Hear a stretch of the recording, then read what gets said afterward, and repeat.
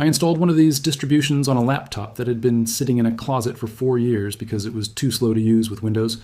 Boot time, 14 seconds. Idle RAM, 850 megabytes. The same machine on Windows 10 was taking 90 seconds to reach a usable desktop and sitting at 3. 2 gigabytes of RAM doing nothing. The hardware did not change. The operating system did. That is the conversation we are having today. The single biggest reason people who are curious about Linux never try it is the assumption that switching requires learning to use the command line, memorizing package manager syntax, and spending weekends reading documentation to get basic things working. That assumption was partially accurate 15 years ago. It is not accurate in 2026. The distros on this list install graphically, update graphically, install software graphically, and present a desktop that a Windows user can navigate immediately without learning anything new. None of them require you to touch a terminal to get your browser, your Office suite, your media player, or your printer working. None of them require you to abandon Windows before you try them. Every single one can run from a live USB drive in a read-only session that makes 0 changes to your disk, letting you use the full operating system on your actual hardware for as long as you want before you decide whether to install it. 5 distributions are in this comparison, each chosen to serve a specific type of Windows user. Not because they scored well in a benchmark that does not map to how normal people use computers, but because each one solves a specific problem that the person reading this description recognizes as their problem. One for the complete newcomer who wants to be immediately comfortable. One for the person whose machine is genuinely old and Windows has strangled it. One for the person who has tried Linux before and bounced off it because something did not work. One that the Linux community recommends most consistently when someone asks for the simplest possible answer. And one for the person who wants Linux to look so much like Windows that their family members would never notice the difference. The choice at the end of this video is yours to make. The job of this video is to make sure that when you make it, you are choosing based on what each distribution actually does, rather than what its name suggests. If you search any tech forum, any Reddit thread, any YouTube comment section for the question, what Linux should I try first? Linux Mint 22. 3 is the answer that appears more consistently than any other. That is not because Linux Mint has the best marketing or the most visible presence in technology media. It is because the community, the actual people who have gone through this transition and remember what it was like, has collectively tested the field and landed on the same answer so many times that it has become consensus. Linux Mint 22. 3 Xena, released in January 2026, runs the Cinnamon desktop environment. Cinnamon is the piece of software most directly responsible for Mint's recommendation rate, because Cinnamon is not a GNOME with a Windows-like theme applied on top, and it is not a macOS-inspired dock bolted onto a Linux framework. It is a desktop environment built from the ground up to work the way Windows users expect a desktop to work. A taskbar at the bottom with a start menu in the corner, window management that behaves predictably, right-click context menus that make sense on first encounter, and a system tray in the bottom right corner with the clock, the volume control, and the network indicator exactly where Windows trained your muscle memory to look for them. The transition friction that every Linux migration generates, the moment-to-moment where is that confusion, is smaller in Cinnamon than in any other Linux desktop environment because Cinnamon was specifically designed to minimize it. The performance numbers are real, and they are significant for anyone migrating from Windows 10 or 11. A fresh Linux Mint 22. 3. Cinnamon installation sits at approximately 2 gigabytes of RAM at idle. Windows 11 on the same hardware sits at 2 to 4 gigabytes. That gap, 800 megabytes to 2. 8 gigabytes of RAM returned to your applications before you have opened a single program you actually want to use, translates directly into responsiveness on machines with 8 gigabytes of RAM or less. Boot time on a solid state drive consistently comes in under 20 seconds. The post-startup sluggishness period, those frustrating minutes where the Windows desktop has appeared but the machine still feels slow because startup processes are finishing their initialization, is essentially absent on Mint because the processes that cause it are not running. Linux Mint 22. 3 is built on Ubuntu 24. 04 LTS, which means it shares the same software repositories as Ubuntu, tens of thousands of applications available through the package manager, and receives security updates through April 2029. The Software Manager application, which is Mint's graphical tool for finding and installing applications, organizes software by category, shows user ratings, and handles installation in a single click without requiring any command line interaction. The Flatpak integration in Mint 22. 3 extends that library to cover applications that are not available in the standard Ubuntu repositories, including recent versions of software that the Ubuntu repositories may carry in older versions. The Update Manager is the Mint feature that Windows users most consistently cite as the thing they did not know they needed until they had it. Updates are presented in a simple graphical list categorized by safety level and applied at a time you choose, not pushed to your machine at 2 a.m. or interrupted during active work. Mint has never forced a reboot to apply updates mid-session. The control is yours, and the interface for exercising that control is as simple as any Windows dialog you have encountered. The one honest limitation: Mint's default Firefox installation and the overall out-of-the-box application selection are functional and comprehensive, but the visual design of the desktop is practical rather than visually striking. If you want a Linux distribution that looks like it was designed by a product design team aiming for visual impact, Mint is not that distribution. It is a distribution that values consistency and predictability over aesthetics, and that is precisely the right trade-off for someone who needs their computer to work reliably rather than impress people. Who it is for: anyone trying Linux for the first time, anyone who values stability over visual novelty, anyone who wants the largest and most mature help community available for when they have a question, because Mint's forum community will have answered it before.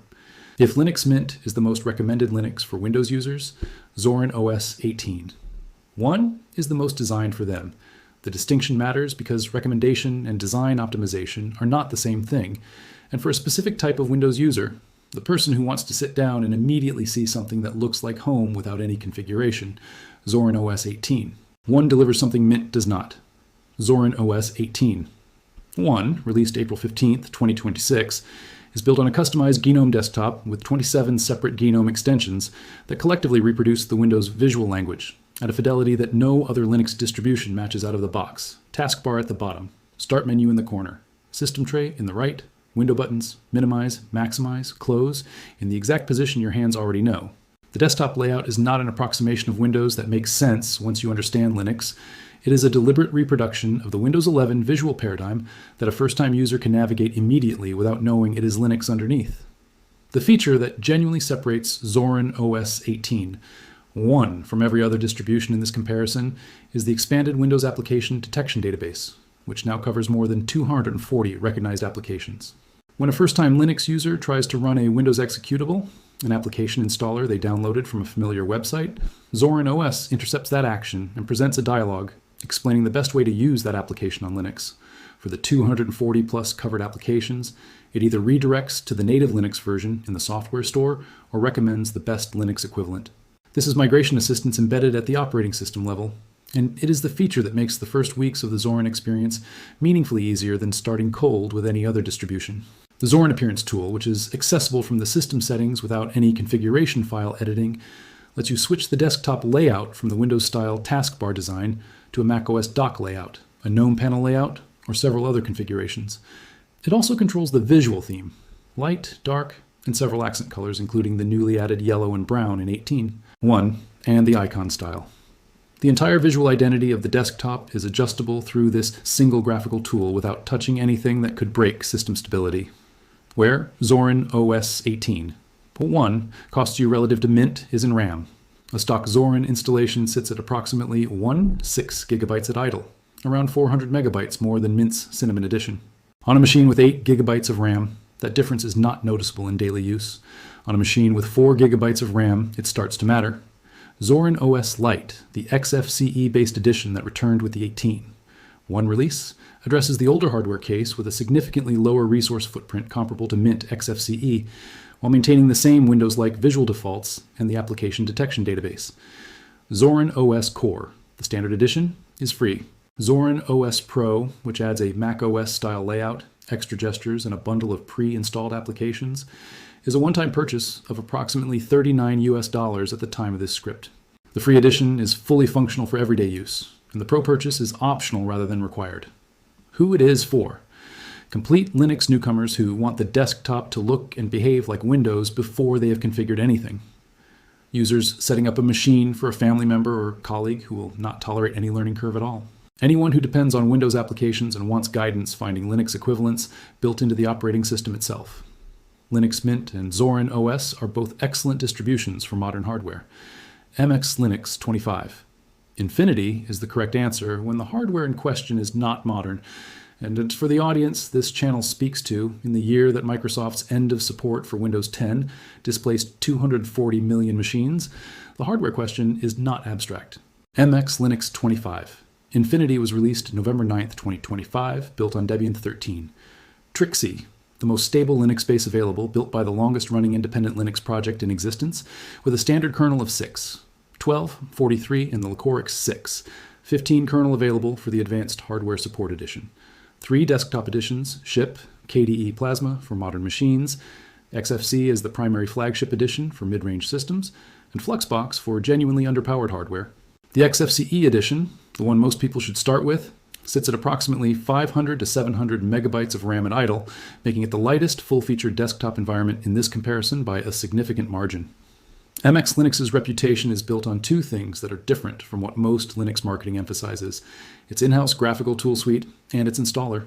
The installer includes a live USB snapshot feature that allows you to create a bootable image of your running MX system, customized exactly the way you have configured it, and write it to a USB drive. That USB drive boots into your personalized MX environment on any compatible machine. For anyone managing multiple computers or providing Linux support for family members, this feature has no equivalent in any distribution this side of professional IT imaging tools. The MX package installer handles software installation with a graphical interface that covers the standard Debian repositories, the MX repositories, and Flatpaks in a single unified tool. The MX snapshot tool, the MX live USB maker, the MX boot repair tool, the UEFI manager introduced in MX23, 6 for managing UEFI settings graphically. These are the kinds of tools that other distributions require you to install separately or handle through the command line, and MX ships them graphically as first-class features. The XFCE desktop environment in MX Linux 25 includes XFCE 4, 20 in the repositories, the same version that Zorin OS Lite uses, which delivers a modern, clean, fast interface that Windows users navigate without confusion. The taskbar, the application menu, the system tray, the file manager, all of them behave in ways that feel immediately familiar without requiring any configuration. MX Linux has been consistently near the top of DistroWatch rankings, the traffic-based measure of Linux distribution interest, for several years, frequently outperforming far more visible distributions like Ubuntu and Fedora, driven by actual users rather than sponsored coverage. The hardware floor for MX Linux is lower than any other distribution in this comparison. The Fluxbox edition operates comfortably on machines with 2 gigabytes of RAM that are running dual-core processors from the early 2010s. A machine that Windows 10 made unusable before support ended, that Windows 11's hardware requirements exclude entirely, is a machine that MX Linux Fluxbox can bring back to productive use. Every tool MX Linux provides is graphical. No command line knowledge is required to install software, update the system, manage drivers, configure the bootloader, or back up the entire running system. Who it is for? Anyone whose hardware is old enough that Windows resource demands have made it slow. Machines from 2010 to 2018 with 4 to 8 gigabytes of RAM. Anyone who wants the most stable possible Linux base without the configuration complexity of Debian itself. Anyone who manages multiple machines and wants powerful built-in tools for system imaging and portability. Ubuntu is not always the first recommendation for Windows switchers in 2026, and the reason for that is specific and honest. GNOME, Ubuntu's default desktop environment, takes more adjustment for Windows users than Mint's Cinnamon or Zorin's customized layout. The application dock is on the left side rather than the bottom. The window management behavior differs from Windows in ways that take time to adapt to, and the overall design philosophy is more macOS adjacent than Windows adjacent. With that acknowledged, Ubuntu 04. LTS earns its place on this list for a reason that no other distribution matches: the sheer volume of community support available for it. Ubuntu 24. Therefore, LTS is the base that Mint, Zorin, Pop, OS, and dozens of other distributions are built on. Every answer that exists for a Linux problem on Google, Stack Overflow, YouTube, or any Linux forum is overwhelmingly more likely to cover Ubuntu than any other distribution. When you install Ubuntu and encounter something unfamiliar, the answer to your question already exists somewhere, was probably written for your exact Ubuntu version, and is findable in under 3 minutes of searching. Ubuntu 24. Or 4. LTS has 5 years of security updates from Canonical at no cost, through April 2029, with the option to extend to 10 years through Ubuntu Pro, which is free for personal use on up to 5 machines. The hardware compatibility is the broadest in the Linux ecosystem, with Canonical actively maintaining driver support for an enormous range of hardware configurations. The software repository is the largest of any independent Linux distribution. The Snap Store integration gives access to containerized application packages that install in a single click and update automatically. If you install Ubuntu 24.04 LTS and spend 2 weeks learning where things live in GNOME, you will have built the single most transferable Linux skill set available. Every question you will ever have about configuring a Linux system has been answered in an Ubuntu context. Every package you will want to install is available. Every driver issue you will encounter has been documented and resolved. Ubuntu is not the gentlest on-ramp to Linux for a Windows user. It is the on-ramp with the most support infrastructure waiting for you at every turn. Who it is for: anyone planning to learn Linux systematically rather than just use it casually. Anyone whose work involves any cloud computing or server administration, where Ubuntu's dominance in those environments makes desktop Ubuntu experience directly transferable. Anyone who wants the maximum help resources available without restriction. POP. OS developed by System76, a company that sells Linux laptops and desktops and therefore has strong incentives to make Linux work exceptionally well on hardware, is the distribution on this list that most consistently impresses users who try it after coming from a Windows laptop environment. The reason is, specifically, hardware. POP. OS ships with NVIDIA driver support built into a dedicated ISO edition, handles power management on laptops aggressively with defaults that produce better battery life than most Windows configurations, and is tested on a broader range of laptop hardware than distributions whose developer teams do not manufacture their own computers. The POP. OS Desktop is GNOME-based, but meaningfully modified with a tiling window management feature called auto-tiling that allows applications to automatically arrange themselves on screen without overlapping, something Windows users who rely on fancy zones or Windows Snap will recognize immediately as a more capable version of that feature, built directly into the operating system. The Cosmic Desktop, System76's fully custom desktop environment built in Rust, has been in development through 2025 and 2026 and brings a completely refreshed interface with native tiling, customizable workspaces, and a design language that is neither Windows nor Mac OS, but feels immediately intuitive for productivity-focused users. POP. An OS is not the most conservative choice on this list.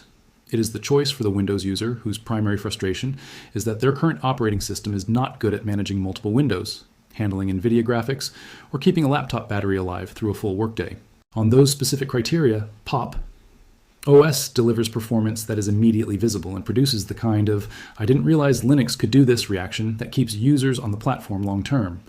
Who it is for: laptop users, particularly those with NVIDIA graphics, productivity-focused users who work across multiple applications simultaneously. Anyone who wants a modern, actively developed distribution from a team with strong financial incentives to make Linux work well on real consumer hardware. Here's the clean map from your situation to the right distribution. You have never used Linux before, and you want the most familiar experience possible from the first boot. Zorin OS 18. 1.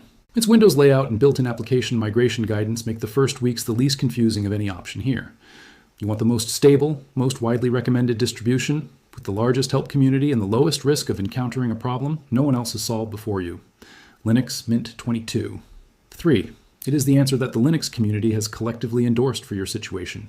Your hardware is old, a machine from 2010 to 2018 with 4 to 8 gigabytes of RAM that Windows has made slow, and you want to bring it back to productive use. MX Linux 25 with the XFCE edition. If the hardware is genuinely underpowered, the Fluxbox edition goes lower. You plan to learn Linux systematically? Your work involves cloud computing or server administration, or you want the maximum support infrastructure behind every question you encounter. Ubuntu to 24, 04, LTS. You have a laptop with NVIDIA graphics, or your primary frustration with Windows is window management and battery life. POP. OS 22. 04, the final instruction for every person in this list. Download the ISO, write it to a USB drive with Balena Etcher or Rufus. Both are free, both take 3 minutes, and boot it on your machine before installing anything. Every distribution on this list runs as a full live environment from that USB drive. Test your Wi-Fi, test your audio. Open a browser.